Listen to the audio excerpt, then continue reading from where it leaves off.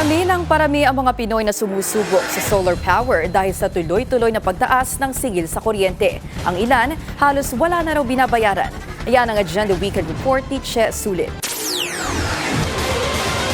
Buwan-buwan umaabot daw ng 10,000 piso ang bayarin ng residenteng si Bim sa kanyang kuryente. Kaya madalas, nako-conscious siya at ang kanyang pamilya sa konsumo lalo tuwing tag-init. From dati, lang yan nag-start ng parang 5,000 to 6,000 and then naging 9,000 to 10,000 na. Ano pa yun para kang medyo nagtitipid. Yung pag nakabukas pa yung aircon, sumisigaw ka na ng patayin nyo na kasi parang malamig naman.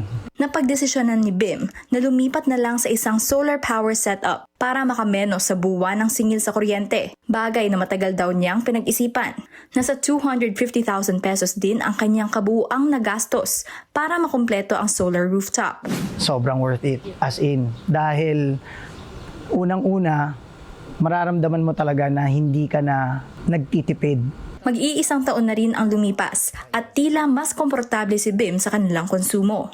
Nakatulong din anya ang net metering program ng Meralco. Kalaunay nakamit niya ang zero billing kung saan halos wala na siyang binayaran sa singil sa kuryente sa ilang buwan. From 10,000, naging 6,500 and then naging 3,000, ganyan. Basta pababa ng pababa and then na-achieve ko na yung zero for 2 months. Sa ilalim kasi ng net metering program, posibleng ipadala sa Meralco ang excess na kuryente mula sa renewable energy facilities gaya ng solar rooftop installation sa mga residential area.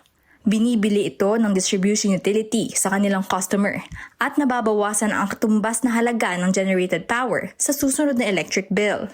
Sa pag-apply sa net metering program, pinaaprubahan muna ito sa mga engineer ng distribution utility at local government unit. Mahaba ang naging proseso, pero ayon kay Bim, tiyak na malaki ang nabawasan sa kanyang mga gastusin.